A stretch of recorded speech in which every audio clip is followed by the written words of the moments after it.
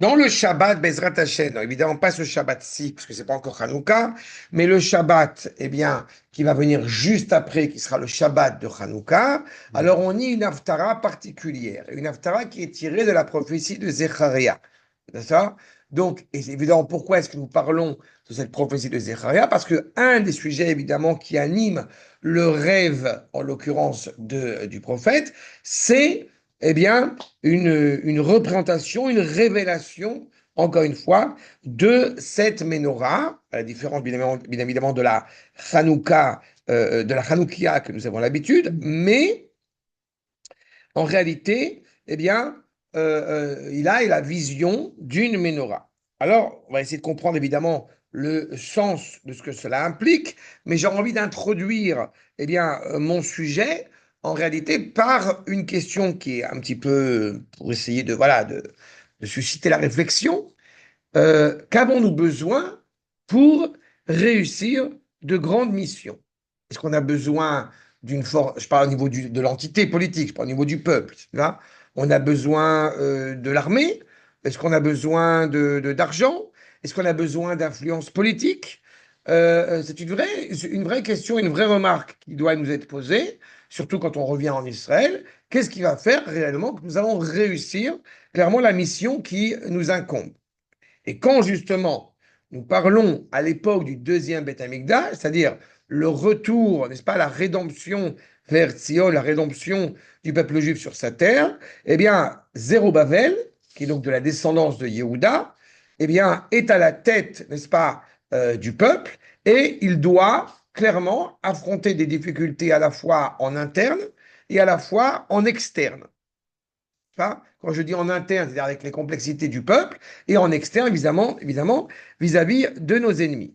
À ce moment-là, le prophète Zacharie, va recevoir une prophétie particulière qui est censée, a priori, renforcer le peuple.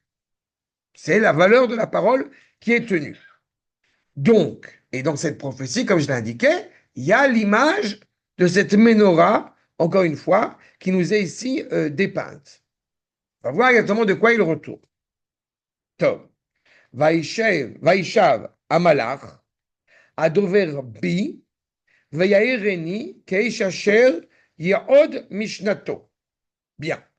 Vous avez donc un envoyé, un ange tutélaire, qui parle à Dover Bi, qui ne me parle pas à moi, pas Dover Elai, mais Dover Bi, c'est-à-dire, je vous le dis dès à présent, à travers moi, pour moi. On pourrait aussi l'accepter. Dans tous les cas, il y a ici une valeur, encore une fois, qui me laisse entendre que la parole d'Akadosh Baruch Hu s'inscrit pleinement dans l'essence même, j'ai envie de dire, de la construction de la nation. Puisque Zecharia étant un prophète qui évidemment parle pour la nation, au sein de la nation. Et donc, cette parole prophétique, semble-t-il, Vayeréni, qui m'a réveillé. Mais pas totalement.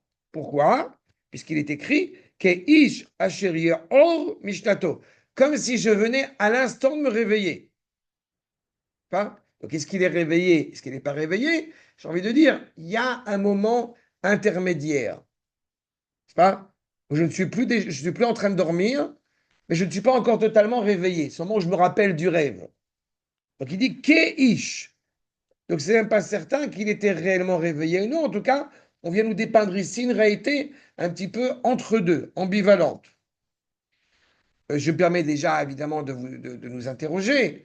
Pourquoi y a-t-il besoin de raconter les modalités aussi pointilleuses de cette expérience prophétique? C'est-à-dire, entre deux, t'es réveillé, t'es pas réveillé. Pourquoi est-ce que c'est si important? Entre la nuit et le jour, je ne sais pas. Vayomer Elai, et donc cet ange tutélaire, cet envoyé me dit, Ma taroué, qu'est-ce que tu vois? Vayomer, Vayomer Haïti, et donc j'ai vu Veiné, voici, de manière très surprenante, parce que Veiné, donc je suis surpris, mais voici ce que je vois, une Menorat Zahav, ok? Euh, Menorat Zahav, Kula Kala ve Gula, Al Rocha. Oh, qu'est-ce que c'est que Goula? On ne sait rien. Elle est sur sa tête. et Shiva Nerotea, et donc 7 bougies, 7 liminaires, Alea, qui donc l'anime, Shiva et Shiva, 7 et 7, qui sont Mutsakot les Nerot, Asher al Rocha. On a une menorah, eh bien, avec, semble-t-il, une couronne qui est à sa tête, sauf qu'apparemment, il y a 7 bougies et 7 bougies qui animent cette menorah et qui sont, encore une fois, Asher al-Rocha, qui sont sur la tête de cette menorah. Pour l'instant, on ne comprend rien. Pas au Hashem. Verset 3, Veshnaim zetim, donc 2 olives, Alea, Echad miyamin agula, Vechad al smola. On a 2 olives, l'une à sa droite, l'autre à sa gauche. Bien. Encore une fois, miyamin agula. Je répète, qu'est-ce que c'est qu'agula? Ve'an va'omar el amalach adoverbi, les morts, Maëlé, Adoni, Iné. Que disait Zacharia? Ah, voilà ce qu'il a vu, mais ce que lui a demandé l'ange tutélaire n'est pas qu'est-ce que tu as vu, c'est en réalité qu'est-ce que tu as compris. Voici ce que j'ai vu, dis-moi, Maëlé, qu'est-ce que ça veut dire? C'est quoi ces choses-là? Bon, mais rassurons-nous, Zacharia n'a pas compris, mais nous, on va comprendre. Oui. Pourquoi Zacharia n'a-t-il pas compris?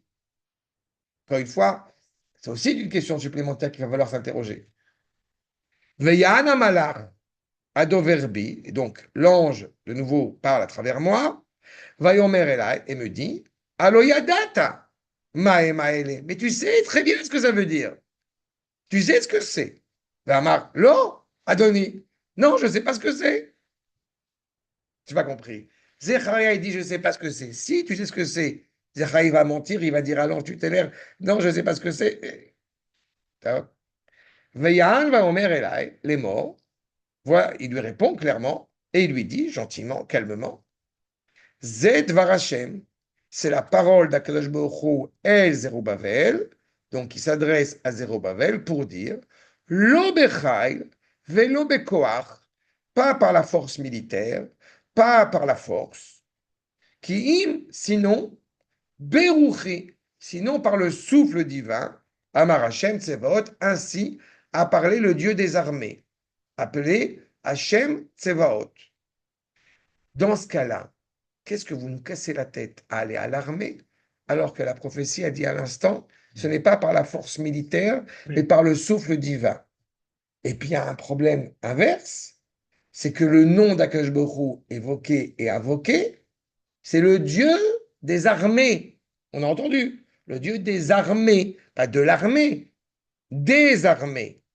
Donc, on ne va pas à l'armée, mais par contre, Hachem est appelé le Dieu des armées. Comprends pas. Oui, et quelle armée? Oui, Dieu des armées. Tu veux il n'y a que ça que tu n'as pas compris. Ah, ça va, alors je suis rassuré. Miata, Aragadol, qui es-tu, toi, grande montagne, Lifne Zerubbabel, toi, grande montagne devant donc Zerubbabel. J'espère que vous avez compris que quand on dit Zerubbabel, c'est la dimension politique, la diligence politique de la tribu de Yehuda. Miata Aragadol Ifne Zerubbabel, les Mishor, donc cette grande montagne qui est en train de devenir une ligne droite, Mishor, Veotsi et Even Arosha, et que tu as sorti la pierre qui donc était à sa tête, Teshuot, Chen, Chen, là, qui sont l'expression de grande délivrance. Et pourquoi Chen, Chen, gracieuse, si je puis dire, 2 fois envers elle. Voilà. Oh. C'est bon, c'est clair, on a fini le cours. Parce qu'on va lire, hein, donc c'est bien de le comprendre quand même. Bien. Alors nous allons essayer de comprendre évidemment les différents passages. Oui. Et c'était chouette là. On va voir. Est-ce qu'on parle d'elle? Est-ce qu'on parle de la menorah? Est-ce qu'on parle de la couronne? On va voir.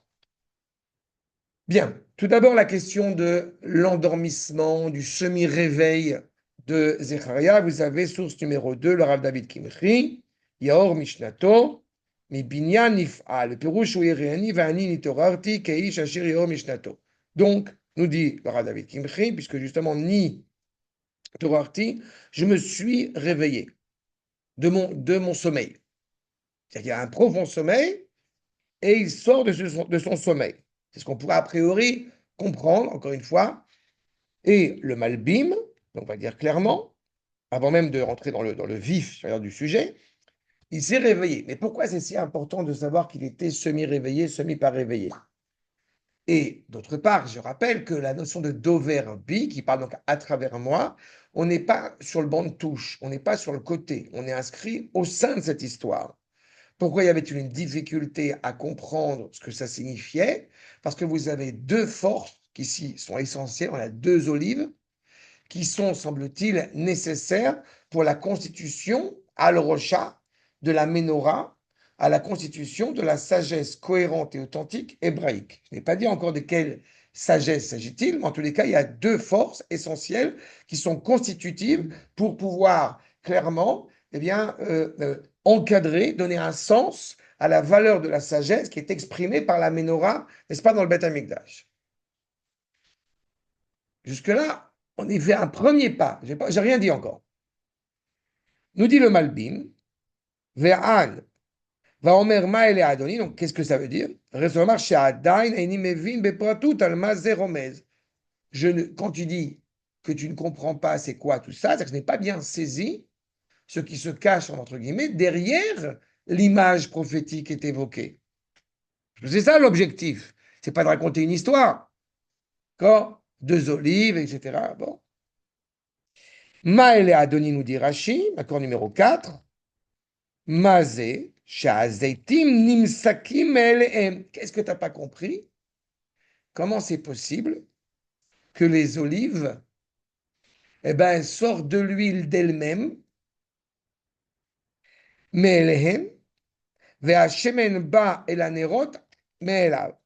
C'est-à-dire qu'en fait, les deux olives qui sont sur la menorah, elles sortent naturellement de l'huile, sont tellement imbibées d'huile, si je puis dire, qu'elles sortent de l'huile directement d'elles-mêmes, sans avoir besoin de les presser, mais elles sortent directement.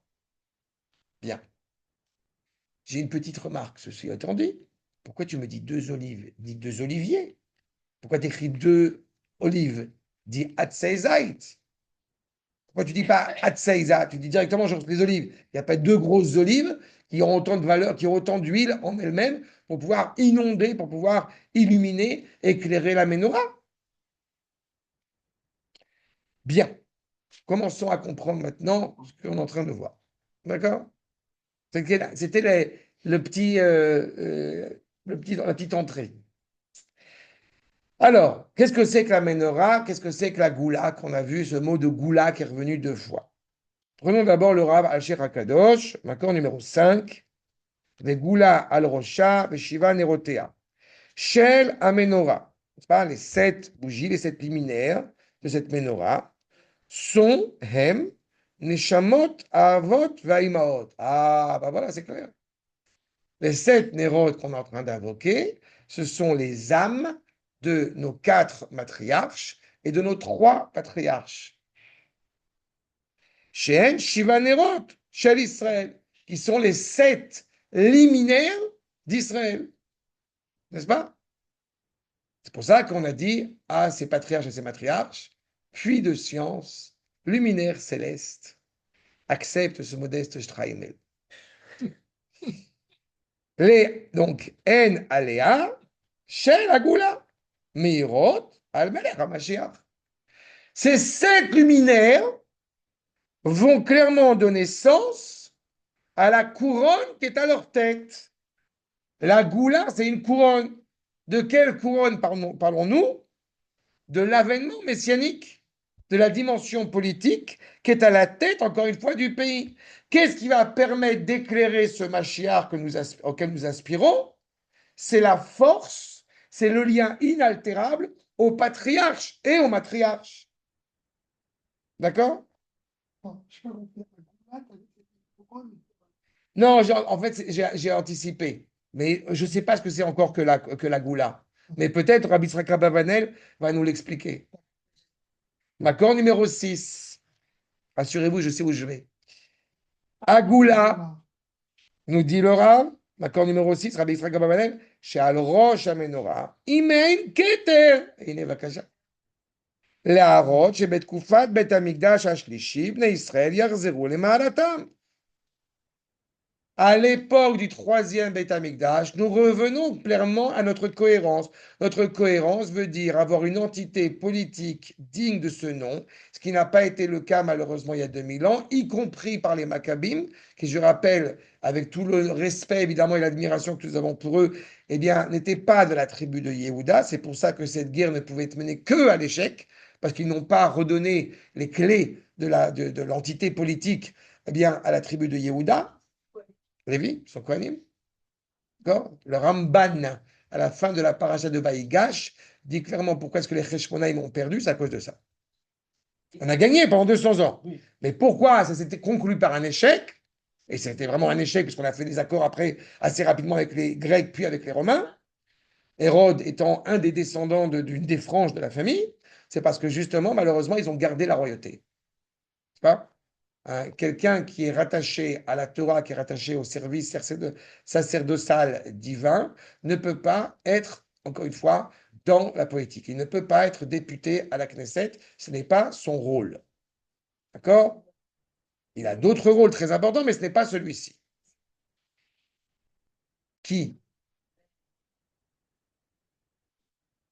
Non, mais les Maccabim sont des Lévim, sont des Kohanim. Mais il n'y avait pas. Il n'y a pas eu de problème. C'est toute la problématique. On était en exil pendant très longtemps. Et le peu de juifs qui étaient en Israël, malheureusement, mais il est indubitable qu'ils n'ont pas cherché à quelqu'un de la tribu de Yehuda pour pouvoir lui donner les clés de l'entité politique. Non, ils étaient là. Il y avait plus de 45 000, il y avait plus de 50 000 personnes qui étaient en Israël à ce moment-là. Malheureusement, la majorité du peuple était en dehors d'Israël. Eux, ils ont œuvré pour effectivement reprendre le royaume, ce qui était légitime, puisqu'on était en exil depuis 160 ans. Quand je dis en exil, c'est-à-dire qu'on était en Israël sans avoir une indépendance politique. D'accord? C'est ça qu'on appelle cette notion première d'exil, quand on parle d'exil grec. Yehuda, c'est pas Yehuda, mais c'est la descendance de Yehuda. Il n'y a personne qui a pris le royaume. Ils n'ont pas bougé. Mais donc, encore une fois, malheureusement, on ne parle certainement pas du deuxième Beth Amikdash à l'époque de Zecharia, mais grâce au Rabbi Tzrak Abavanel, on comprend que nous parlons à l'époque du troisième Beth Amikdash. Et que la valeur de ce troisième Beth Amikdash, où justement, sous-entendu, eh bien, le peuple juif reprend ses lettres de noblesse, inspiré, insufflé par la force, comme je l'ai dit, de ses pères et de ses mères, qui vont pouvoir donner lumière, pour donner force. Le Mashiach, comme son nom l'indique, c'est celui qui est loin, il est investi par un rôle public et il prend sa source, la couronne, il prend son entité politique, sa force politique, grâce au patriarche et au matriarche. D'accord? Maintenant, la question que je me suis posée sur la question d'avoir des arbres plutôt que des olives, regardez, je ne suis pas le premier à la poser. Accord numéro 7. Shnaim Zaitim Alea, Shnei Ilanei Zait, Amdou et Menorah. C'est-à-dire que quand on a dit deux Zaitim, en fait, c'est une métonymie pour dire qu'on parle de l'arbre, on ne parle pas du fruit. Oh, merci beaucoup. Eh bien, je suis très honoré que tu poses la question, parce que tu poses la même question, je vois que Borja, c'est très émouvant, que ce qu'a posé comme question le Rav Moshe David Vali, copain du Ramchal. Donc tu vois, tu poses la question, et nous dit Rabbi Moshe David Vali, accord numéro 8, Lama ereu zaitim belos falim shel shemen. Puisque au bout du compte, tu parles d'huile, donc pourquoi tu me parles des olives? Ve'alo bezaitim yeshticha yetera lirtosh. Quand tu prends des olives, il faut les presser. Ve'ulai, aya mitchare anavi, shema atikun lo yushlam, ela mitor dochak. Il se trouve que peut-être le prophète, eh bien, craignait que la réparation pleine ne se fasse pas aisément, mais sous la pression. Comme si on avait besoin d'égoïme pour nous dire de revenir en Israël. Vraiment, quelle idée. Kemo azeitim, comme les olives qui a priori ne donnent pas leur huile facilement, כמו הזיתים שאינן נותנים את שמנם, אלא על ידי קטישה. Pourquoi des olives? Justement pour mettre en évidence que tout le processus, j'ajouterai, tout le processus qui est en place, qui se met en place, eh bien, il est assuré de la réussite. Pourquoi? Parce que je n'ai pas dit les oliviers, mais les olives. Exactement. Je prends directement la finalité et j'en suis même rassuré de savoir que malgré tous les déboires, tous les obstacles qu'on pourrait traverser éventuellement à l'époque de l'avènement du troisième Beth Amikdash, donc de l'État d'Israël renaissant, nous avons la certitude que cette huile insufflée par les patriarches et les matriarches, eh bien, va éclairer cet avènement messianique, va éclairer cette entité politique. D'accord? Mais alors, dans ce cas-là, pourquoi, dans ce cas-là, pourquoi est-ce qu'on a dit lo bechai velo bekochi? Ils ont raison, ceux qui vont dire qu'il ne faut pas aller à l'armée. En réalité, je vais inverser la question.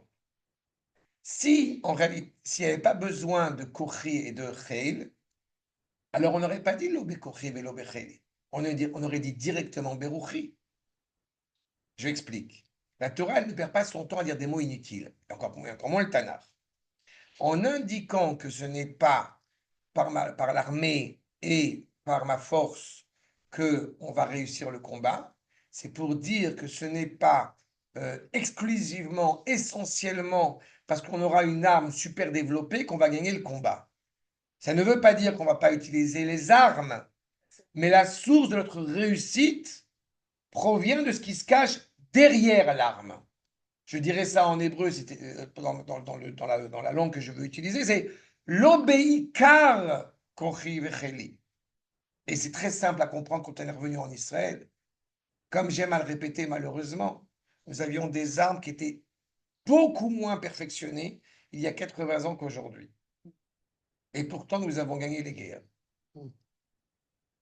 Je ne dis pas qu'on ne les gagne pas aujourd'hui, mais on paye parfois un prix qui est douloureux. Mais pourquoi est-ce que nous avons gagné les guerres il y a 80 ans avec moins d'armes, avec plus de stratagèmes, avec plus de complexité pour gagner cette guerre? Et puis allons un peu plus loin encore dans l'histoire. Pourquoi il y a 2000 ans, 3000 juifs qui n'étaient pas doués a priori de l'art militaire, puisqu'ils travaillaient dans le Beth Amikdash, ce sont des Kohanim, qui ne savaient pas qu'on n'allait pas à l'armée quand on est religieux, mais c'est pas grave. Et c'est pour la petite blague. Mais les Kohanim n'étaient pas voués a priori à se battre, et pourtant ils vont attaquer 20 000 Grecs avec 700 éléphants. Etc. 20 000 Grecs avec 7 000 combattants, plus des éléphants. Et on va gagner le combat. Donc ça indique que oui, on se bat avec une arme, mais qu'en réalité, ce qui nous importe, c'est ce qui se cache derrière l'arme. C'est ça que signifie. Et peut-être, encore une fois, je vous fais une propagande sioniste. Donc, essayons d'aller regarder ce que nous enseignent nos maîtres. C'est beau ça. Non, je fais la propagande. C'est pas là, c'est ce que j'ai fait, la propagande. C'est la propagande que j'invente, mais on va voir si j'invente vraiment réellement. C'est fait. Verset 6 que je reprends. Lo bechail velo bekochi ki im beruchi amar Hashem tsevaot, comme nous l'avons vu. C'est pas? Que nous enseigne le prophète Ishayahu? Loulei Hashem tsevaot. Ceux qui ont la mémoire longue se rappellent la première fois qu'on a utilisé ce terme de Hashem tsevaot.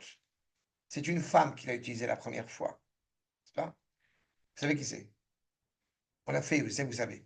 Vous avez oublié, c'est pas grave. Les 9 bénédictions de Rosh Hashanah sont directement rattachées à cette femme. La première qui a utilisé, la première qui a invoqué le nom d'Akash Baruch Hu, Hashem Tsevaot, c'est Chana. Et évidemment, Chana, je vous rappelle, la mère de Shmuel, donc la mère de celui qui va fonder l'entité politique en Israël. On n'est plus à la période des juges. En disant Hashem Tsevaot, qu'est-ce que ça signifie? On a dit Lobekochi, mais on dit Hashem Tsevaot. Tsevaot, c'est qu'au minimum 2. Sinon, on aurait dit Hashem Atzvaï ou Atzava. Non. C'est-à-dire comme s'il y avait 2 armées. Au minimum 2 armées. Voyons ce que nous dit le Rav David Kimchi dans son commentaire, Makor numéro 10. Loulé Hashem Tsevaot, sans donc avoir Hashem, le Dieu des armées. Ken Nikra Hashem Tsevaot, Maala, Tsevaot Maala, Ve'al Tsahal Lemata. C'est presque ce qu'il a dit. Je m'explique. Pourquoi est-il appelé Hachem Tsevaot? Parce qu'il y a le Dieu des armées en haut et le Dieu de Tsahal en bas. Ça va, c'est clair. Il n'a pas dit Tsahal, il a dit l'armée en bas, qui s'appelle Israël, qui sont appelés les armées d'Akadosh Baruch Hu. Je ne sais pas comment là, on ne peut pas être plus clair que ça. Vous avez les anges tutélaires en haut, vous avez Tsahal en bas. C'est aussi simple. Alors, je sais ce que vous allez me dire. Oui, mais on est tous les soldats d'Akadosh Baruch Hu quand Oui. on se bat à Pékin et à Brooklyn. Est-ce que vous voulez... On va arrêter les bêtises à un moment donné. On n'est pas chrétien, Baruch Hashem. D'accord? J'accepte pleinement cette idée de dire que le Mashiach va mener les guerres d'Akadosh Baruch Hu. Ça veut dire la guerre spirituelle à Brooklyn. Mais à un moment donné, on arrête les bobards. On arrête les carabistouilles. Ça veut dire que quand le Rambam, il va dire dans Ilchot Melachim, le roi a investi, le roi Messie qui va mener les guerres, ça veut dire il mène les guerres. Quand on va tuer Amalek, c'est pas une image pastorale d'avoir tué Amalek. Ça veut dire on prend un M16 et on tire sur Mahmoud-Abad. C'est ça que ça veut dire. C'est pas plus compliqué que ça. Donc Hachem, c'est Vaot en haut et en bas. J'anticipe la question. Oui. Ça veut dire armée d'Israël en bas. Les Fichach. C'est pour ça qu'Akadosh Baruch Hu, encore une fois, ne veut en aucun cas nous détruire. Même si malheureusement, on était coupable. Encore plus à l'époque, malheureusement, du deuxième Beth Amikdash, avec toute la valeur qu'avaient un certain nombre de Juifs en étant en Israël. Mais je vous rappelle quand même la volonté de participer à la modernité grecque, de participer à être des wokistes grecs, à participer au progrès grec. Vous avez déjà parlé de la participation aux activités sportives, il me semble, non? Oui. Avec avec la prothèse artificielle qu'on se greffe. Voilà. D'accord? Tu m'as même donné le nom. Les Juifs veulent participer, les Juifs modernes. Vous jamais oublié un petit détail que j'ai coutume d'expliquer quand on rentre dans Hanouka. Les Mityavnim, les hellénistes, ne sont pas malheureusement les Juifs totalement assimilés. Les Juifs totalement assimilés, c'est presque envie de vous dire malheureusement, ils sont grecs déjà. Le problème des Maccabim n'a pas été le problème de l'assimilation à la culture grecque. Le problème des Maccabim a été d'abord et avant tout parce qu'on a commencé à faire rentrer de la pensée grecque au sein de la yeshiva, au sein du Beth Midrash. D'accord? Et c'est un grave problème. Parce que même si la parole, elle peut encore une fois ne pas toujours être entendue à sa juste mesure, mais il faut qu'elle reste cohérente et fidèle à l'exégèse traditionnelle. Et quand malheureusement un certain nombre de juifs, comme je l'ai dit déjà, veulent participer aux activités sportives grecques, donc nues, je rappelle, il n'y a que des hommes, il n'y a pas de femmes, eh bien, malheureusement, pour eux, j'ai envie de dire, on va voir rapidement qu'ils sont juifs. Donc, la solution, eh bien, on coud une greffe artificielle pour cacher le signe de l'alliance. Ça vous paraît terrible? Heureusement que, Baruch Hashem, de notre génération, les Juifs ne pensent pas une seule seconde à faire un piercing, à faire un tatouage et à faire je ne sais quoi d'autre. Je vous répète, heureusement que les Juifs à notre génération ne se pas tentés de faire des tatouages, de faire des piercings, partout on peut en mettre. Ça vous va ou il faut que je sois plus clair encore? Vous voulez que je sois encore plus virulent? Vous demandez, comme j'ai coutume de l'expliquer quand je rentre dans Hanouka, à une personne dans la rue, n'importe quelle personne dans la rue, quelle date on est aujourd'hui, il y a une chance sur une et demie qui vous disent on est en décembre. Qu'est-ce qu'on dit les Grecs? Et ça me fait de la peine de vous le dire. Qu'est-ce qu'on dit les Grecs? Il est interdit de célébrer Rosh Chodesh. Vous demandez à n'importe quelle personne dans la rue. Je ne suis pas scandalisé du fait qu'on ne connaisse pas, c'est-à-dire du fait que certains eh bien, utilisent la date chrétienne, grégorienne, peu importe. Et encore, quand on a vécu en France, etc., je peux le comprendre. Mais la problématique, elle n'est pas là. La problématique de fond, elle est qu'on ne connaît pas la date hébraïque.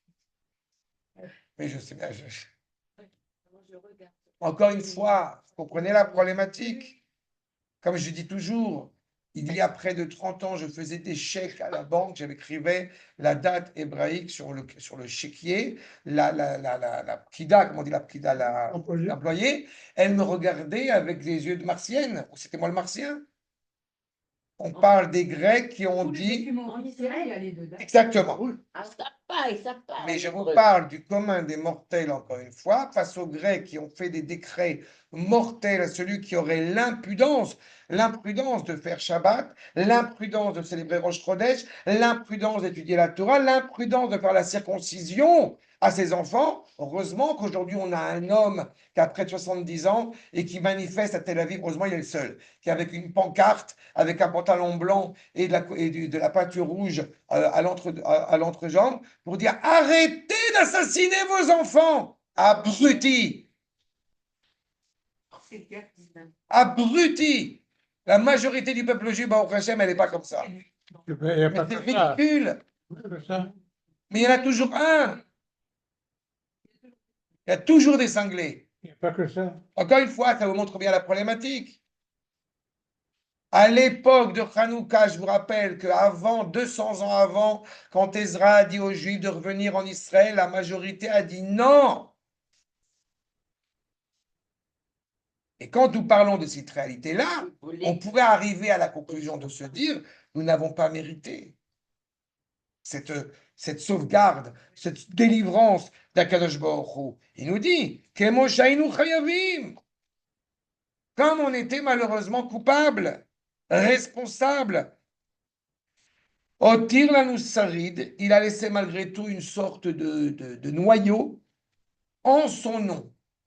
Parce que c'est la profanation de son nom qui n'est pas audible. Le Dieu des armées pour laisser entendre qu'il y a les anges en haut, Am Israël en bas. On ne peut pas détruire Israël, pas parce que Dieu préserve, on ne détruira jamais Israël, mais on ne peut pas détruire Israël, pas parce qu'Israël a un comportement extraordinaire. Il l'a, tant mieux. Mais ce n'est pas au nom de cela qu'il n'est pas destructible. C'est parce que ce serait une profanation du nom d'Akadosh Baruch Hu que nous portons sur notre chair, sur notre sceau. Sarid leman shmo nikra alenu. Sarid, donc ce résiduel, ou me'at, il est peu. Veloule ki berachama, s'il n'y avait pas la miséricorde d'Akadosh Baruch Hu, otiranu kimat kesdom, il a détruit totalement Sdom. Il n'y aurait pas eu cette étincelle, il n'y aurait pas eu cet indice. Qu'Esdom Aïnou Vela Amora, que Dieu préserve qu'on aurait ressemblé à Sodome et Gomorre. Des minouches Sarid, alors que Sodome et Gomorre va être totalement détruit. Vous aurez remarqué que l'image qu'utilise le Radak n'est pas innocente. Pourquoi je dis ça? Parce que Sodome et Gomorre qui est totalement détruite, sauf le Mashiach. Vous avez compris? Sodome et Gomorre, qu'est-ce qui sort de Sodome et Gomorre? Lot, donc sa fille, donc Moab, donc le Mashiach. Ah oui. Tout cela qui est indiqué ici.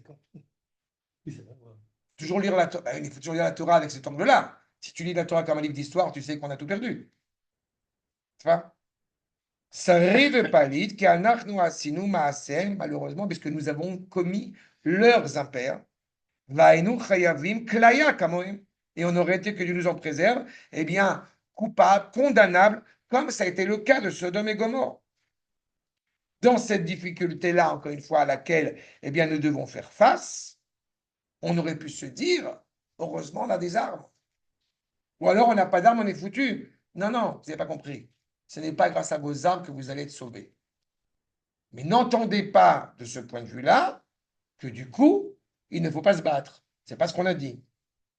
C'est la force, encore une fois, de la Emouna, qui n'est pas que militaire et politique, qui fait que nous allons arriver à, encore une fois, un plein succès. Mais justement, si on n'est pas méritant, nous avons encore plus de devoirs d'œuvrer pour le peuple. Pas? C'est clair cette problématique-là? Parce que si on n'est pas méritant, justement, et qu'on agit, alors ça nous donne du mérite. Mais si on n'est pas méritant et qu'on dit, non mais Dieu, il va nous sauver, alors là, c'est problématique. D'accord? Donc, évidemment, l'implication messianique que ces enseignements nous transmettent, voici eh bien, ce que nous dit le Al-Shir HaKadosh, maintenant numéro 11. Ma ele, donc il lui répond, Az veya'an ve'amar elai, lemor ma sheraita, kula al rosha odiacha. Ce que tu as vu, je vais te dire exactement ce que ça représente. Iné, de manière très surprenante, Zé davar Hashem, c'est la parole d'Akadosh Baruch Hu qui s'adresse à Zerubbabel. C'est-à-dire, Yehot lemor alav zé, pour que tu comprennes bien. Ouaya Raoul Yehot Kula al rosha, celui qui était a priori censé être le Mashiach serait été Zerubbabel. Il y a la couronne sur sa tête, Goula al-Rocha, la menorah, la malchut, la même ambivalence. Vezelo bechail velo bekoar shal gvurato, pas parce qu'il était fort militairement parlant. Aya Raoul Irbosh Haolam, il aurait pu éventuellement même conquérir le monde. Kim beruchi sheterachef alav. La seule raison pour laquelle il aurait pu être le Mashiach et être clairement le maître à bord, c'est parce que mon souffle l'insufflait. Et Shema Tomar, et de peur que tu dises, qui a l'ochail, Vekoar tzach la tête, Nikmat Hashem be'aresav. Il faudrait peut-être adjoindre notre force, notre armée, pour permettre la vengeance d'Akadosh Baruch Hu sur la montagne face à Esav, face à l'empire occident qui nous a fait tant de mal. Qui a l'or les fenei Zerubbabel et Mishor. Non, pour transformer une réalité qui apparaît haut en linéaire, Yabed kol gavotra atiel mishor. Il faut faire preuve de beaucoup d'humilité. Malheureusement, c'est parfois arrivé, rarement, mais c'est arrivé parfois que des représentants politiques ou militaires ont un orgueil exacerbé et mal placé. C'est arrivé rarement, mais ça peut arriver. Non? C'est comme s'il y avait quelqu'un avec un œil de pirate qui dirait après la guerre de 6 jours, non, mais c'est quand même grâce à nous, quoi. Voilà. Et bien, c'est ça. Il faut faire preuve de beaucoup d'humilité pour reconnaître encore une fois ce qui est en train de se produire devant nous. Mais aujourd'hui, pour tout le monde, c'est normal. On a attaqué l'Iran, c'est normal. On a attaqué 20 000 Grecs, c'est normal. Tout est normal.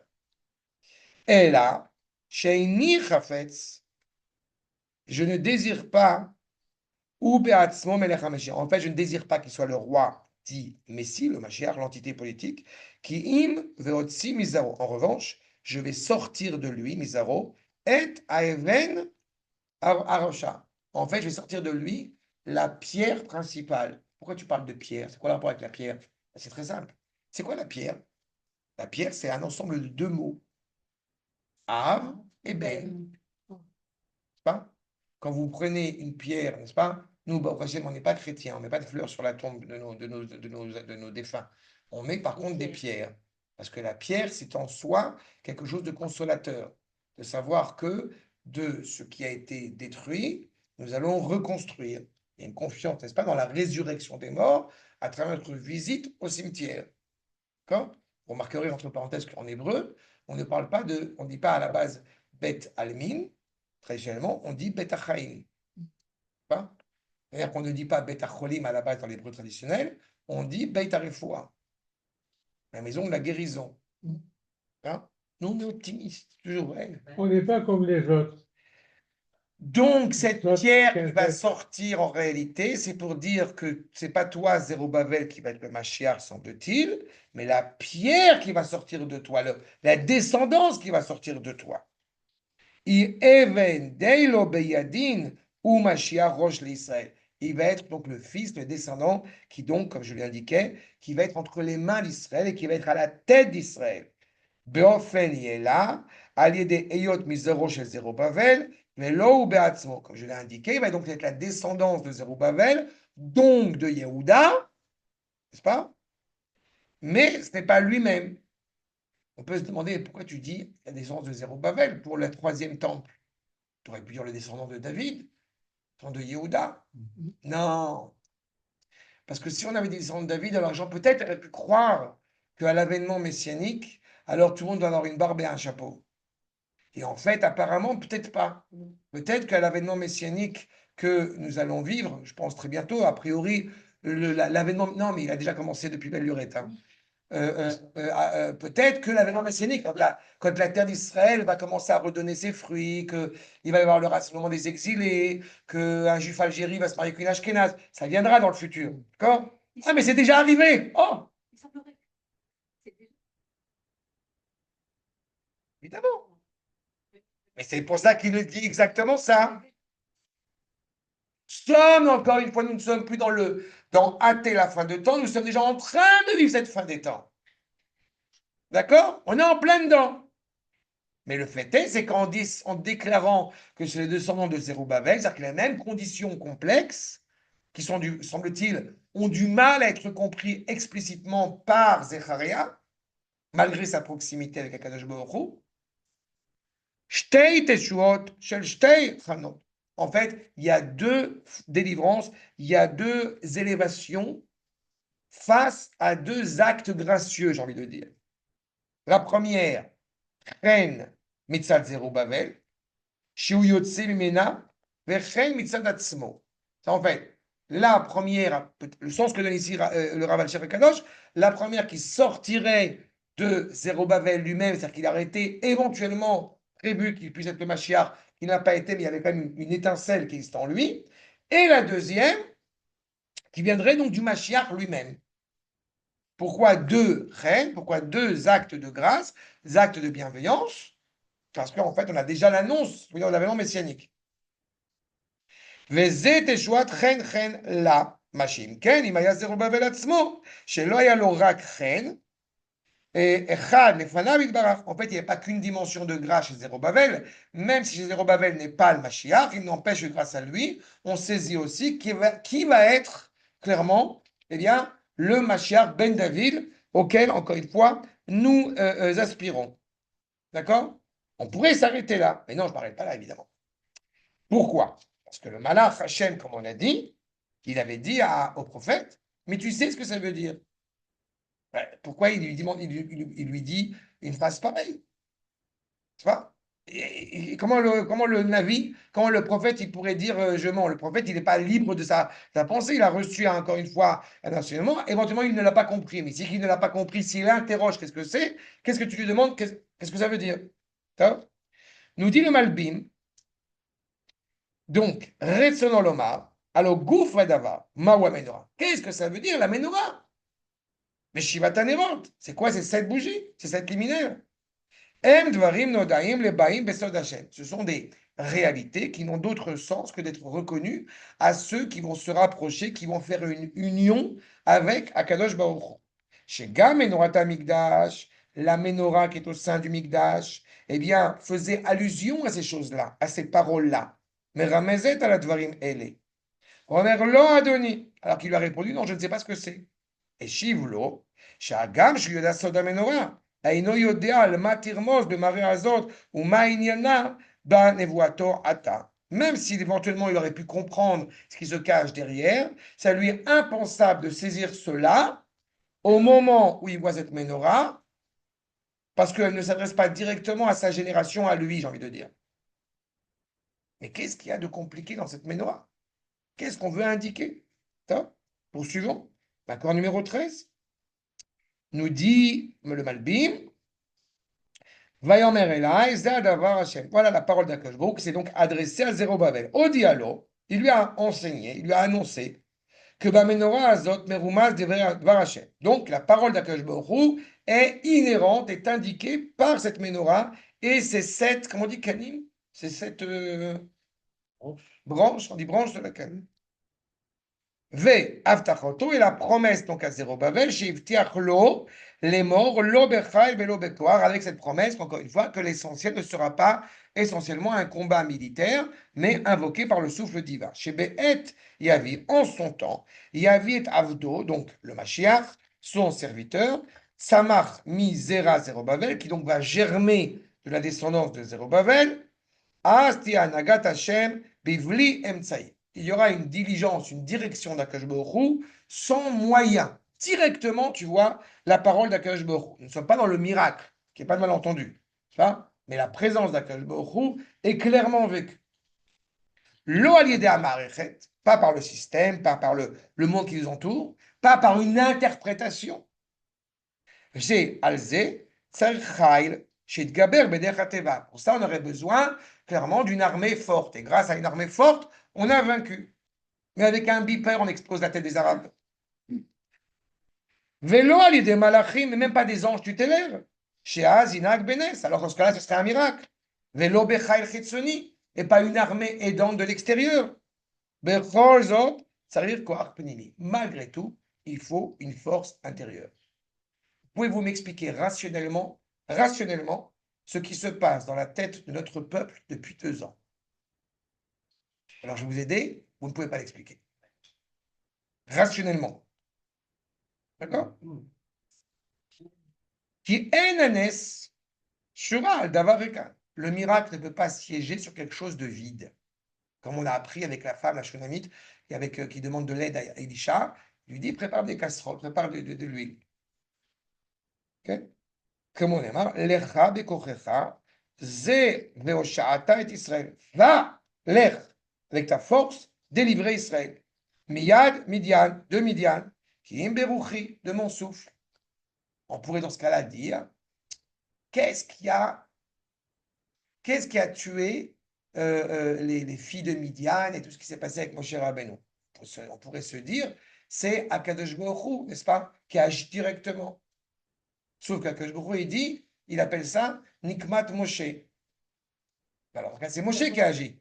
Mais non, parce que Moshe, il dit Nikmat Hashem. Alors, c'est qui c'est qui agit? Akadosh Baruch Hu, il dit, non, mais moi qui m'ai fait du mal, c'est pas grave. Mais qu'ils aient fait du mal à mon peuple, c'est insupportable. Moshe dit, qu'ils aient fait du mal à mon peuple, c'est pas grave. Mais qu'ils aient fait du mal à Akadosh Baruch Hu, c'est inconcevable. Donc, en réalité, les deux sont d'accord pour massacrer la tête des ennemis. D'accord? Le bras agissant, on met les tefilines tous les matins. Ya trazaka bezran et touya. Comme on dit, pourquoi est-ce qu'on met les tefilines? Pour ressembler à Kashbou qui met les tefilines. Très bien. Donc, on met les tefilines pour aller frapper les Égyptiens. On prend le M16, comme Akashbou il a M16. Non, il a M15, parce que c'est Yudke. Et nous, okay. Chez Ruach Hashem, Levado, le souffle d'Akashbou, Yannick, Veimshol, donc il va diriger avec sa providence particulière sur le peuple juif.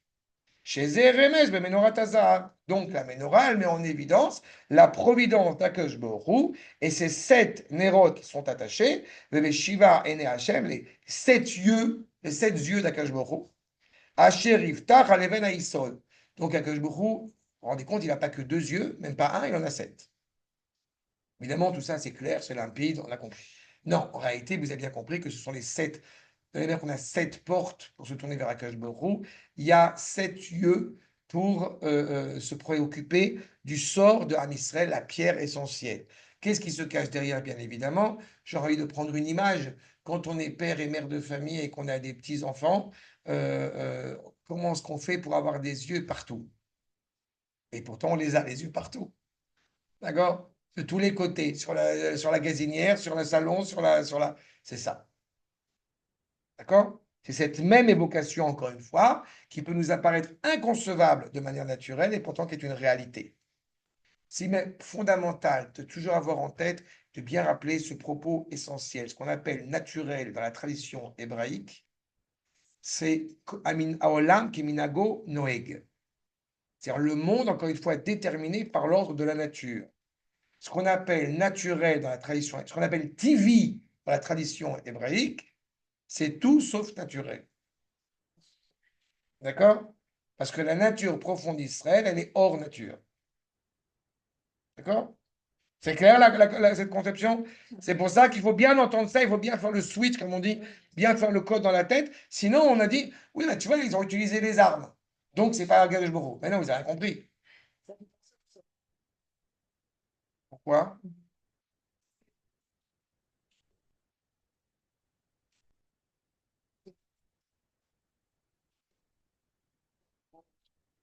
Non, non, il n'y a pas de problème. C'est David, alors, toujours.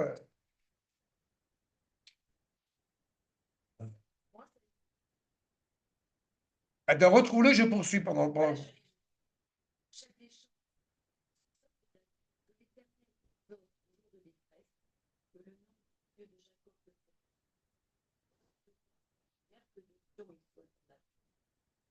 viennent de toutes les offrandes de façon il y a des holocaustes.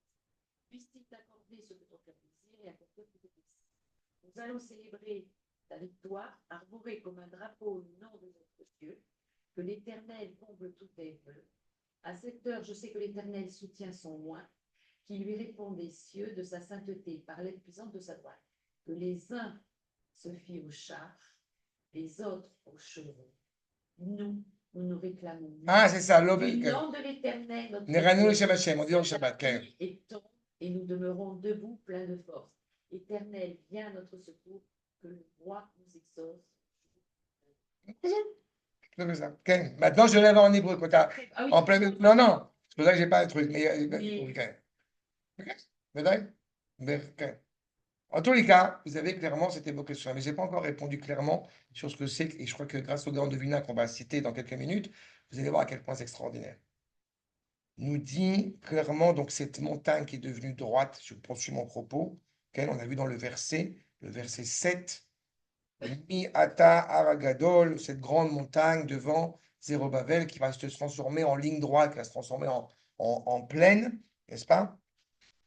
Et on a dit qu'on va sortir la pierre, Teshuot, Renchen, là, ce qu'on a dit tout à l'heure. Comment est-ce qu'on comprend cela?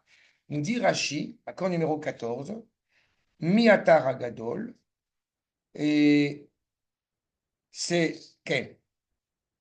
Sarah, Ever Nahar, Titni Petach Ever Nahara, שטר באוזני וכנותן, שבלתם המלאכה עד כה. Je poursuis ce qui est plus important. מעתה תהיה לפני זרובבל מישור, אין לכם שררה גדולה עוד עליו. C'est qu'en réalité, toutes les forces qui vont s'opposer à Israël vont, je veux dire, se réduire à néant. D'accord? C'est ça. Tous ces princes, tous ces grands qui éventuellement auront de la force contre Israël vont perdre leur force. Je reprends. Me'ata, n'est-ce pas? En lachen srara vegdola od alav. On n'a plus, encore une fois, de force opposée à Israël dans cette conjoncture. Poursuivons. L'accord numéro 15 nous dit Rabbi Moshe David Vali, Kvar Yedoua, nous savons pertinemment, il est connu, que Aklipa Midgaberet Bezman Akatnout. Quand on est des gens petits, n'est-ce pas? Quand on pense petit, alors on est petit. Ou on a envie de dire, on est petit en hébreu, ce qui veut dire on est bête. D'accord? Les gens ont tendance à réduire des événements et des épisodes extraordinaires que nous vivons. Aval en la koach la amod bezman agadut. Mais aucune force aussi grande apparaît, semble-t-elle, en apparence, ne pourrait affronter quelque chose, encore une fois, qui est insoupçonnable. Mais Vadraba imid batelet befanav. Au contraire, elle s'annule. Veimaïta kear gadol, si ça ressemblait, encore une fois, à une grosse montagne quand on est dans une situation catastrophique, teref umiyad. Il suffit qu'on se réveille, c'est plus rien. Il ne faut jamais oublier, je me permets de vous le rappeler, dans l'histoire de notre peuple, tous ceux qui ont voulu nous porter préjudice, ça a toujours été des grands.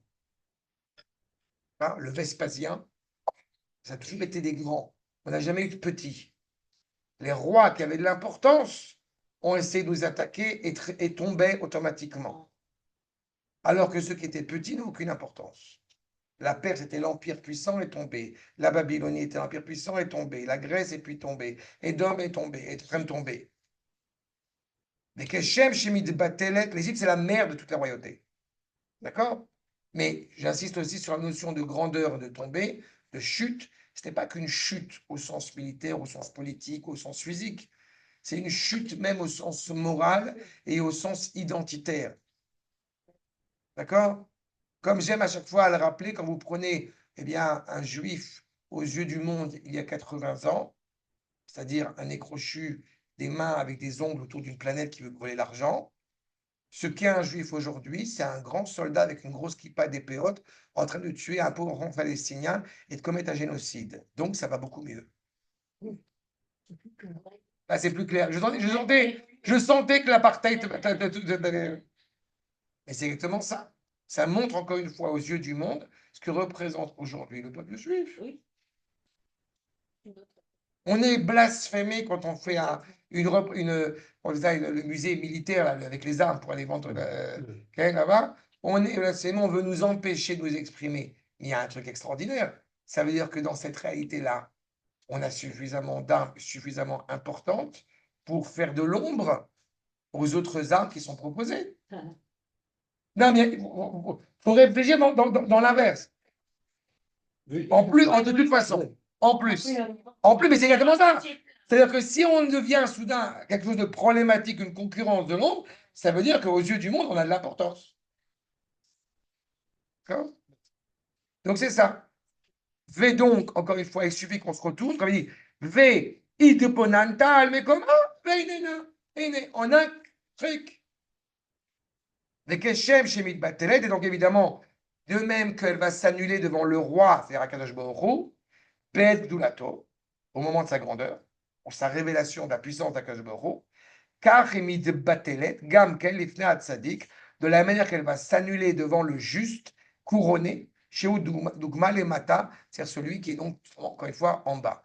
Porter du respect au roi d'Israël, c'est porter du respect à Akadosh Baruch Hu. Manquer de respect au roi d'Israël, c'est manquer de respect à Akadosh Baruch Hu.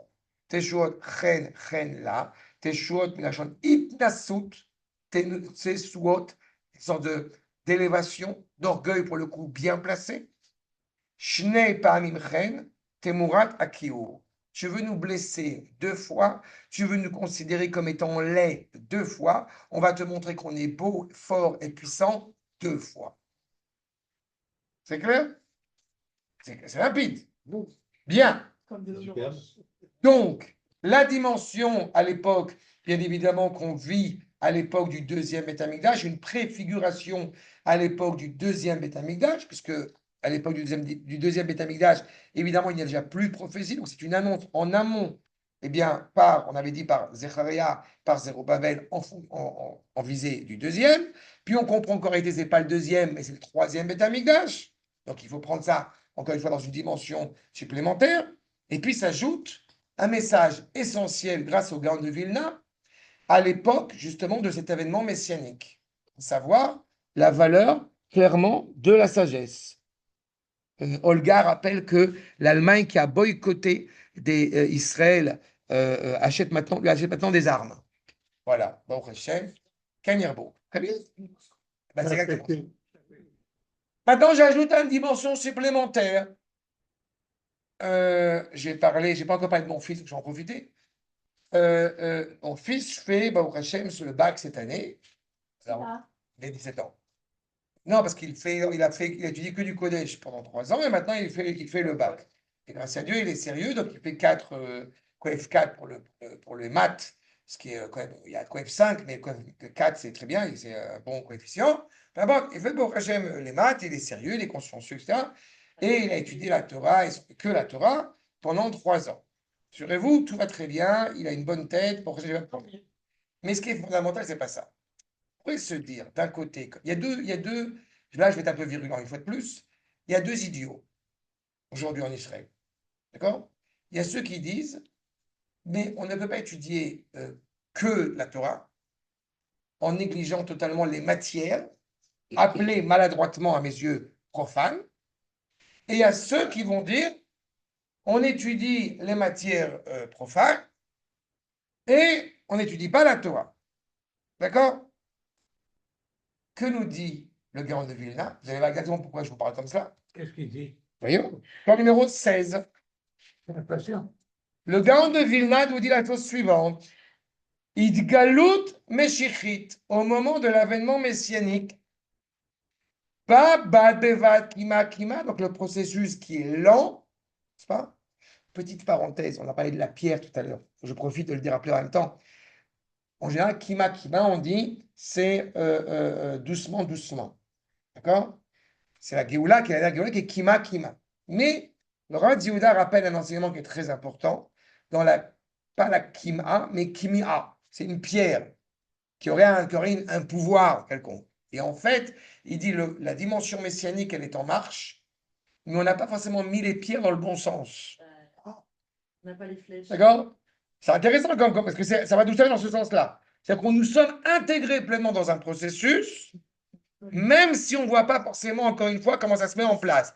Mais ça se met en place malgré tout. Ceci étant dit, le Gaon de Vilna dit Imid Galut Chochmat Torah, avec la révélation de la sagesse extraordinaire que représente la Torah, ou Midgalet al-Yedei Gilui Razei Torah, est-ce qu'il y a encore une fois les profondeurs de la Torah, la Kabbalah, ou Ptichat Sheva Achochmot, avec la découverte des 7 sagesses d'Il Ila Beitorerut d'Il Tata.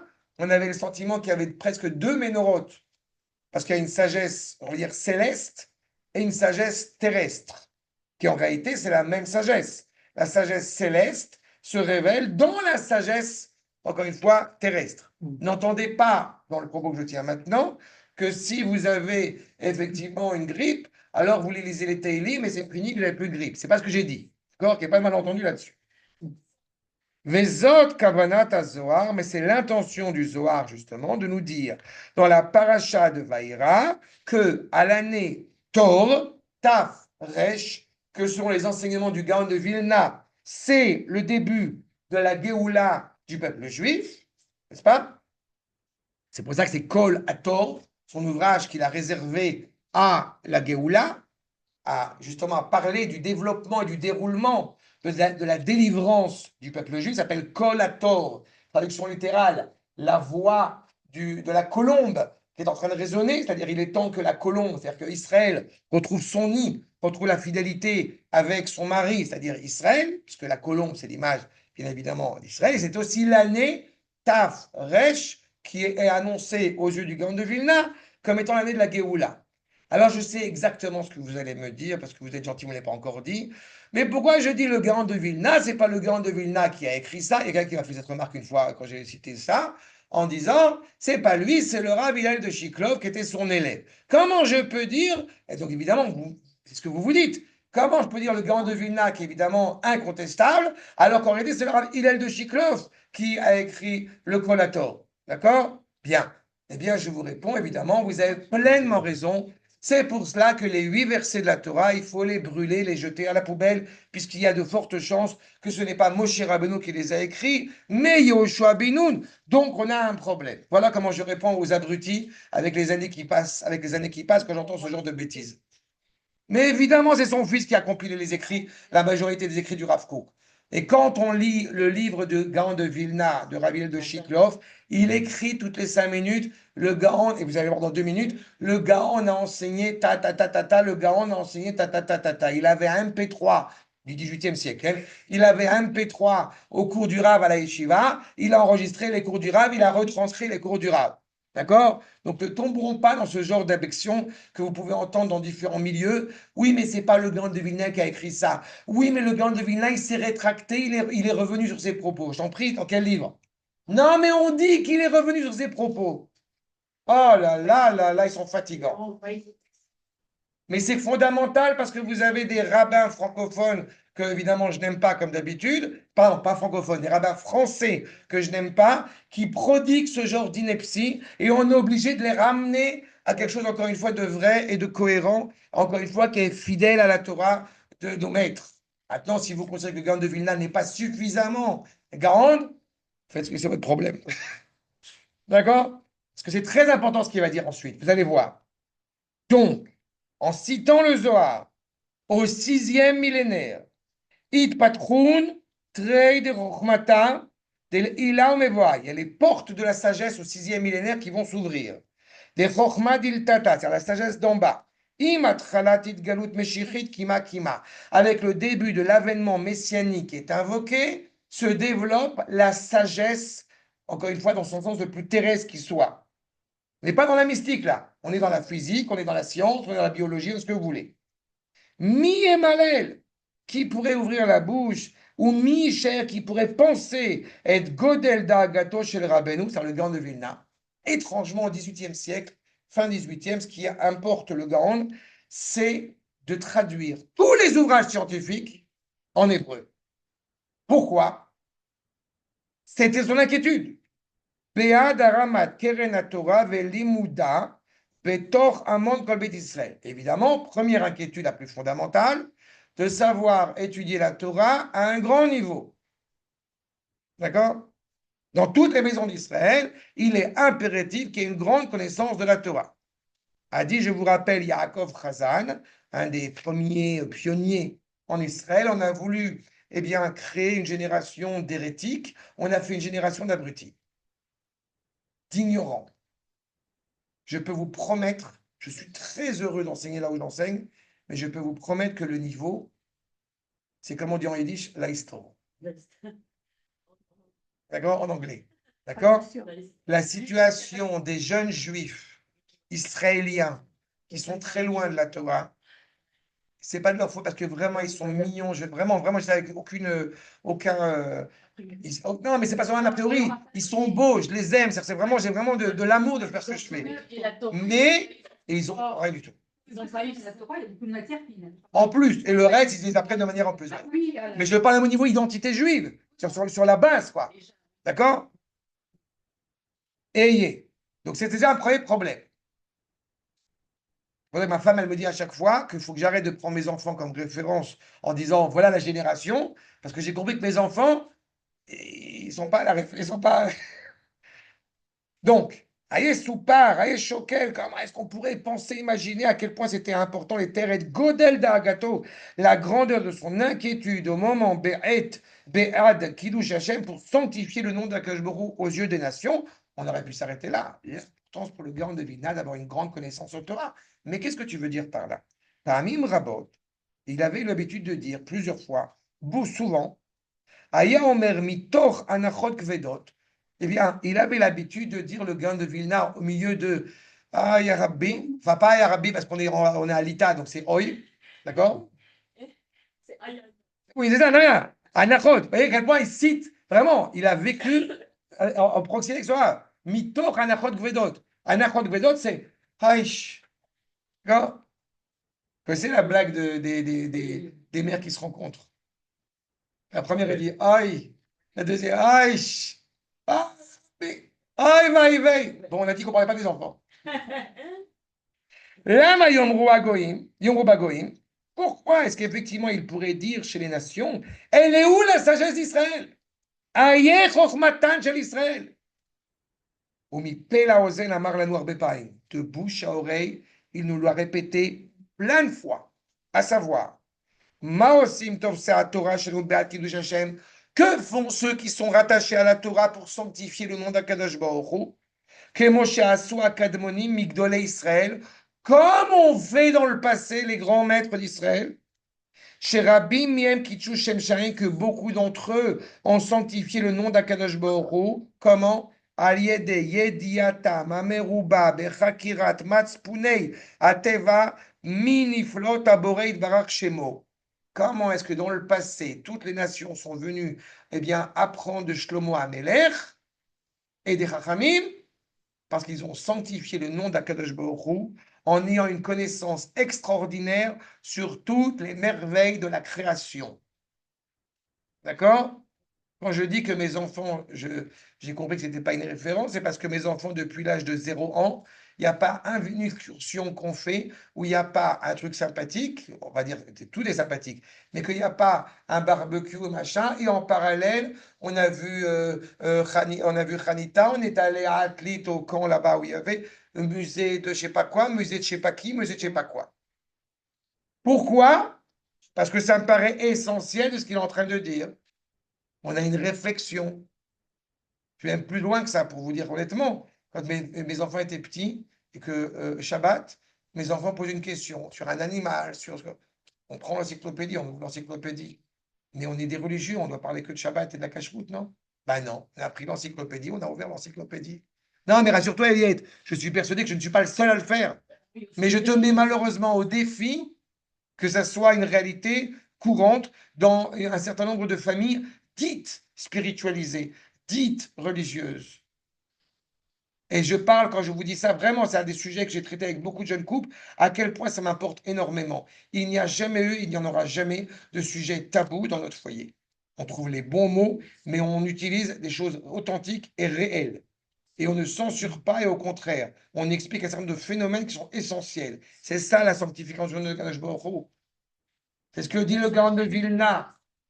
Tout ça, encore une fois, mais le problème, c'est que d'un côté comme de l'autre, il manque cette partie-là parce qu'on ne donne pas importance à ce prisme-là au nom de la Torah, au nom d'Hachem. De la même manière que de la même manière que la problématique d'aller ou de ne pas aller à l'armée, elle n'a rien à voir réellement avec elle ne devrait pas avoir avec un problème politique. Elle doit d'abord avoir avec une compréhension du pourquoi je vais à l'armée. Est-ce que je vais à l'armée au nom d'Akash Baruch ou non? Est-ce que je comprends la valeur de la Torah ou non? Et pour une partie malheureusement de la société israélienne, ils ne comprennent pas que d'aller à l'armée, ça vient au nom d'Akash Baruch Hu. Que d'étudier la Torah, c'est au nom d'Akash Baruch Hu. Ce n'est pas un désir pieux personnel. C'est ce qu'a entraîné le Gaon de Vilna. Les 7 valeurs de la sagesse sont encore une fois inscrites dans cette entité unique et cohérente. Sinon, on ne sanctifie pas le nom d'Akadosh Baruch Hu, ni d'un côté, ni de l'autre. Quelqu'un m'a dit récemment, quelqu'un qui est sur la voie de la conversion, un soldat qui me dit, parce qu'il m'a posé une question, et je lui ai répondu, bref, et il me dit, je ne suis pas d'accord avec ça. Je trouve ça absolument abject, je ne suis pas d'accord avec ça. Je lui ai dit, mais qui tu es? Pour qui tu te prends? Tu parles de la Torah d'Akadosh Baruch Hu et tu oses émettre un jugement? Et pour qui tu te prends? Je n'ai plus aucune tolérance à l'égard de celui qui est méprisant à l'égard de la Torah. Aucune tolérance. Je suis prêt à accepter que tu ne sais pas, mais je ne suis pas prêt à accepter que tu méprises. Comment on répond celui-là? Moi aussi, ça m'a. J'ai répondu. interpellé. J'ai répondu. Il y a des gens qui étudient la Torah, mais qui n'ont pas ce background. Si on n'a pas cette conception-là, je vous cite le Gaon de Vilna, mais vous allez me dire le Gaon de Vilna, bon, effectivement, c'est un grand maître. Mais personne ne l'a suivi. Si, il y en a un. Il s'appelle le Rav Chaim de Vologine. Bon, mais ok, bah, il y en a un. Il s'appelle son gendre, le Rav Naftali Tzvi Berlin. Bah, il y en a un. Il s'appelle le Rav Avraham Sarka Cohen Cook. Il y en a un. Il s'appelle le Rav Zioula. C'est bon? J'essaye d'enseigner ça à mes enfants. C'est déjà pas mal. Oui, non. En tous les... Bah oui. Justement, parce que j'ai côtoyé des communautés et j'ai découvert ce que vous venez d'expliquer. Rassurez-vous, comme a enseigné un de mes maîtres à l'époque de la Géoula, même les religieux vont faire teshuva. C'est pour vous dire. Ah ben voilà. Asher gam rabbi michasdei haumot. Encore une fois, même ceux qui sont les plus justes, les plus honorables parmi les nations, Elou al Nes, vont mettre comme un étendard. Ici, le sens de Nes, c'est pas le miracle, c'est l'étendard. Élevé comme un étendard, être Chochmat Israël. On est capable de percevoir clairement la sagesse d'Israël. C'est comme s'il y avait quelqu'un qui avait dit dans Émile 4, cette citation bien connue, donnez-leur un pays pour qu'on sache ce qu'ils ont à dire. C'est Rousseau. Ben voilà, on est en train de le faire. Ça prend du temps. En tous les cas, être Chochmat Israël, Chochmei à Torah. Les sages, la sagesse de la Torah. Anshe Sanhedrin, les gens du Sanhedrin. Tanaïm Vamoraïm, ces maîtres de la tradition qui ont compilé la Mishnah, puis la Gemara. Ou Bedorot HaMechorarim, Rabbeinu Rambam, le Rambam. Qu'est-ce que j'aime quand on me dit, non mais le Rambam c'est une interprétation. Mais ferme ta bouche, je t'en supplie, ferme ta bouche. Non, mais c'est que, bon, il n'y a pas que le Rambam. Mais ferme ta bouche. D'accord? Je suis très tolérant, très ouvert. Il n'y a pas un mec qui a, encore une fois, qui a tout fait comme a fait le Rambam. Je voudrais étudier la Torah, mais sans les commentaires. Parce que quelqu'un m'a dit ça cette semaine. Mais comment ils peuvent faire? Non, un Israélien m'a dit ça cette semaine. Comme à l'époque, ils ne connaissaient pas l'hébreu, donc ils avaient besoin des commentaires. Oh là Mais là. comme maintenant, nous, on connaît l'hébreu, on n'a pas besoin de Rachi. Mais Mais pour qui tu te prends? Je rappelle l'humilité que j'évoquais tout à l'heure. ces gars-là,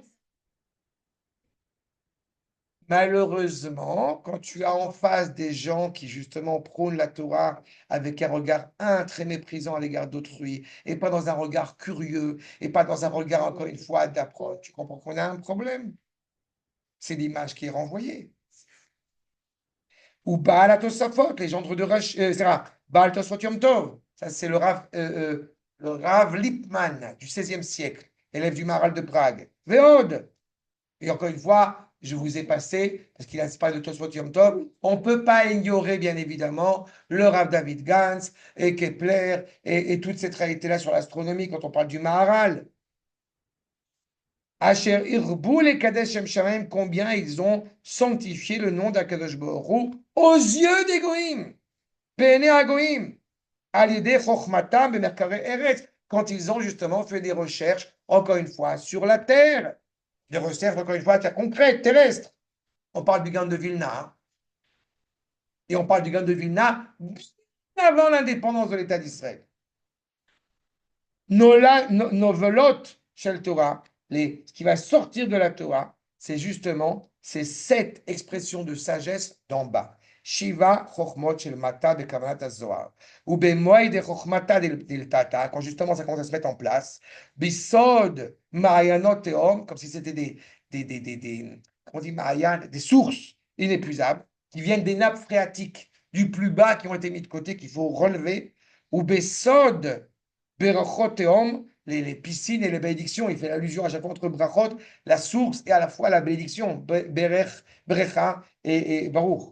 Rovtzot Tara, tout ce qui est encore là, toute cette eau bénéfique, il faut aller puiser. Anovot, mi berachot, Shamaim Me'al. D'où elles viennent ces sources d'en bas? D'en haut. D'où vient la rosée? D'en haut. Ou birdel avin velasig et chokhmat Torah, comme pour bien saisir encore une fois la Torah, la sagesse de la Torah comme il se doit, Aklula Beor Achma Aelion, qui est inscrit dans la sagesse d'en haut, Nachutz, il est fondamental d'enseigner Gam et Asheva Achochmot Atzfunot Baolam Atachton Olam Ateva. Il est impératif d'enseigner les 7 expressions de sagesse dans je dirais, la science naturelle, dans le rapport, encore une fois, à l'ordre de la nature. Je réitère mon propos. On arrête d'être méprisant à l'égard de ceux qui étudient énormément la Torah au sens le plus noble du terme. Et on arrête d'être méprisant à l'égard de ceux qui vont aussi étudier les mathématiques ou étudier d'autres choses. J'ai dit les mathématiques volontairement parce que mon fils ne supporte pas l'anglais. Mais il a tort. Je lui dis, je lui dis à mon fils, quand tu vas être si jamais tu es dans le Sanhedrin, tu devras parler l'anglais. Quand je serai au Sanhedrin, on verra. Mais en tous les cas, il a clairement ce rapport-là. On s'intéresse, on est curieux. Lui et mes filles. Mes filles, elles parlent anglais, ça va. Bessot, Artita, mais en tous les cas, on n'est pas négligeable. Je répète, dans cette volonté de vouloir encore une fois s'élever. Vous avez des cas exceptionnels, vraiment. Le Rav Kook, il n'a jamais mis un pied à l'université et qui a une connaissance extraordinaire sur plein de domaines. Quand le Rav Yehuda, son fils, a fait une licence à Cambridge, Cambridge, je crois, de philosophie, c'est le Rav Kook qui lui a dit quoi étudier. D'accord? Donc, ça veut dire qu'il y a quand même quelque chose. D'accord? Mais aujourd'hui, c'est impensable. On ne peut pas arriver à transmettre une parole de Torah authentique en vouloir se retenir de pouvoir profiter, de pouvoir évoquer cette sagesse dans tous les sens du terme. De la même manière, entre parenthèses, que le Rav Kook a appris l'anglais, vous savez comment? Parce qu'il parlait l'anglais aussi. Par la traduction du Tanakh en anglais. Non, mais même ça, honnêtement, oui, mais voilà ce que je veux dire. D'accord? Il faut arriver à pouvoir parler l'anglais grâce à cela. Mais c'est ce qu'il a fait. D'accord? Vous avez des gens comme ça qui sont capables. Ce n'est pas le cas de tout le monde. D'accord? C'est ça. Et vous voyez le Gaon, justement. Le Gaon, il n'est pas innocemment appelé Gaon. D'accord? Aujourd'hui, Baruch Hashem, on est tous des génies. Mais à l'époque du Gaon de Vilna, il y avait un Gaon. Ce n'est pas moi qui l'ai dit cette expression de dire aujourd'hui c'est Manitou. Non, non, mais c'est une blague, mais c'est vrai. Manitou, il dit aujourd'hui tout le monde. Vous allez dans n'importe quel cours, le grand rave de tous les temps, le Gaon, PR, Ador, le Gdol. Ça va, calme, respire. Koubal. Mais Kouba, là, Elohim.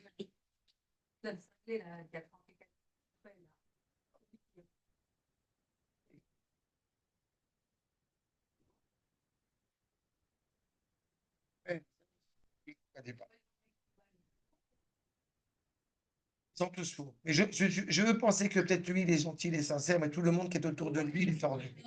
Non, mais je suis critique aussi à son égard, à ce point. On connaît le rien, c'est-à-dire. Que le ciel publié sur lui. Laissez tomber. Mais ce qui est important, c'est ça. Vous voyez à quel point, encore une fois, ce qu'il avait du mal à comprendre, Zéphania, c'est d'avoir une pleine cohérence, une pleine unité entre différentes expressions de sagesse. Et combien il est important d'avoir justement cette entité pleinement, encore une fois, évoquée. Machal Ema Davardomé, la Melamed Dardaki, on va enseigner la Torah à des enfants.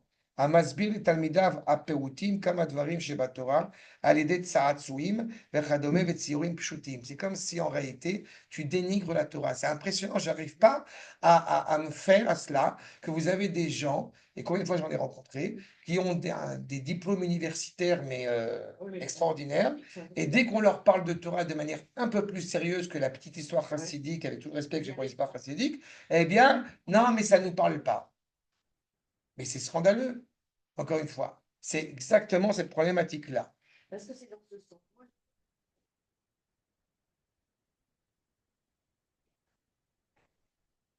Dans la mesure où, mais la mesure où c'est même pas Dieu seul.